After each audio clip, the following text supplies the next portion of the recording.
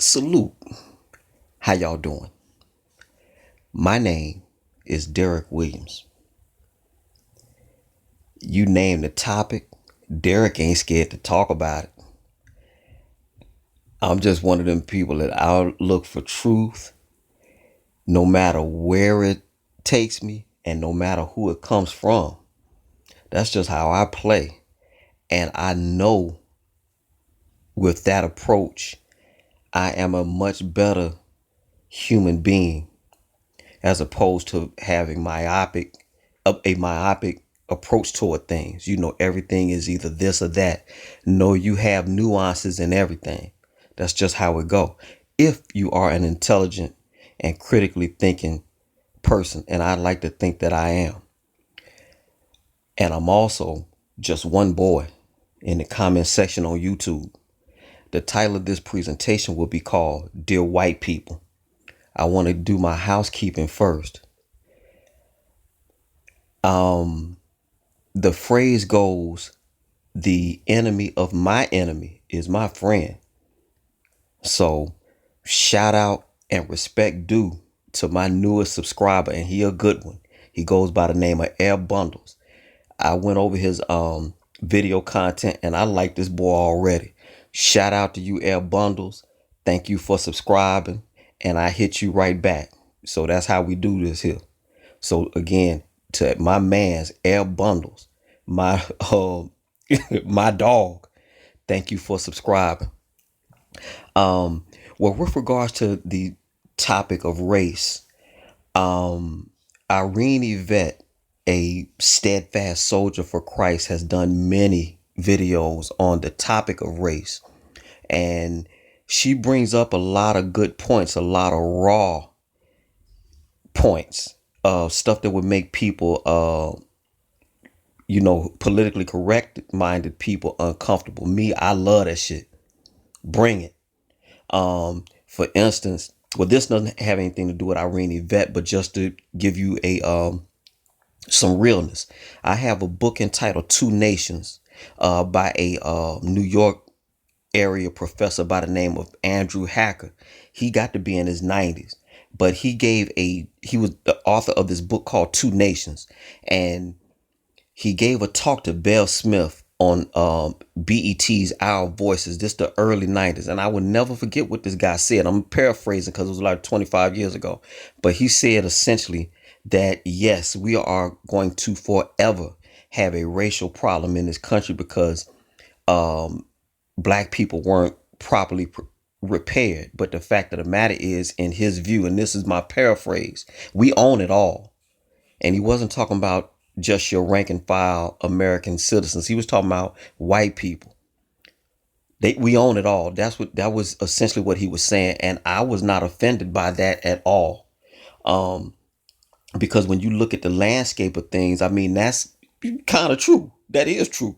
And blacks, even though we bring in trillions of dollars with regards to our spending power, we don't have anything to show for other than a fancy car, a suit, a brand new Apple Watch, the new iPhone, and things of this nature.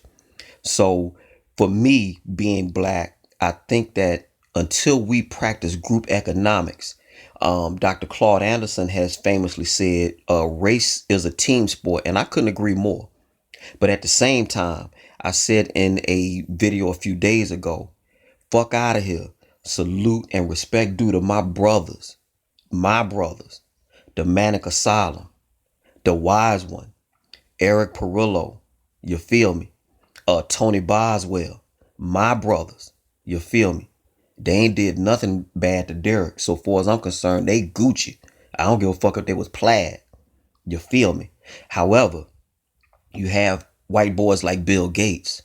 You have people like Harvey Weinstein. You had a boy that just died a few years ago, and good, David Rockefeller. Bye bye. All right.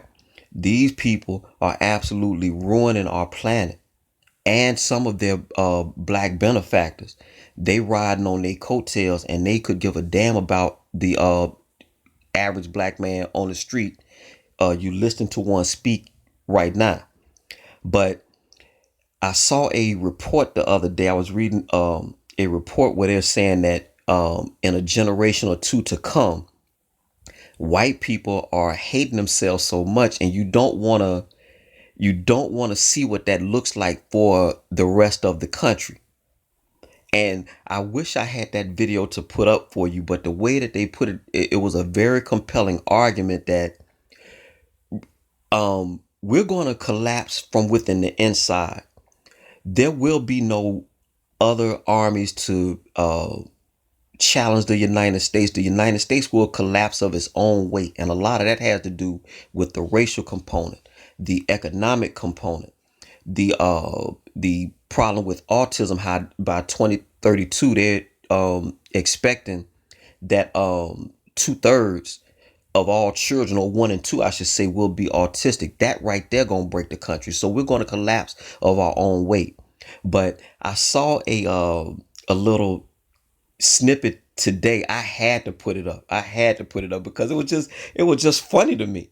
And that's what I'm about. I'm just looking at stuff as it is. So I'm gonna quit talking for right now because I don't want to be rambling and stuff like that. But I just want for YouTube to see it and you judge. Simple as that. So again, shout out and respect due to Air Bundles. The enemy of my enemy is my friend. All y'all take care. Save for my detractors. Finna go on here and clean up now. Sad is a beautiful day. Greenville, Mississippi till I die. When you're white, you don't know what it's like to be living in a ghetto. You don't know what it's like to be poor. When you walk into a bank, you will get a loan more easily if you are a white guy. It's like you're at the 50-meter mark in a 100-meter dash, and you got that kind of a lead. Yes, because you were born white. Here's what it looked like along Waverly Lane in North Fort Worth early Thursday morning. Cell phone video and pictures taken of the area show the signs reading, "It's okay to be white," posted onto lampposts and other pieces of public property. District 4 Councilman Kerry Moon isn't taking it lightly. I condemn any type of literature sign that is posted that may be offensive to some folks. Well, the councilman said this kind of activity is considered a Class C misdemeanor, and those responsible could face a citation. He also said instead of ripping the signs down, neighbors should call police immediately and leave those signs up since they are considered to be evidence, and then just let the police investigate the situation. It's concerning, I mean, at the least. They're wondering why. I'm really Trump's demographic. Yeah. You're a Michigan angry white guy. I'm an angry white guy over 50 with a high school education. We have to stop demonizing people and realize the biggest terror threat in this country is white men, most of them radicalized right up to the right. And we have to start doing something about them. There is no travel ban on them. There is no white guy ban. So what do we do about that? So if I could just speak to my fellow angry white American guys who are semi-uneducated like me, dudes, give it up. We've been running the show for 10,000 years. America was never great for anyone who wasn't a white guy. What do you say to the people who dragged a poor white guy out of a car and beat him? Oh my goodness, poor white people, please, oh my, stop. I'm gonna stop. Don't hurt me, brother. just go. Yeah, you little white little fucker. Really? Yeah. You're a fucking little whitey, aren't you? It's okay to be white is now a hate crime. Okay, so what's the correct position? That it's not okay to be white? Don't get me wrong, I'm not saying Tucker Carlson is a white supremacist. Oh no, I'm sorry. Yes, I am. Take your privilege somewhere else, please. You're fucking white male. The good old white days are over with. Ain't no more of them days, bro.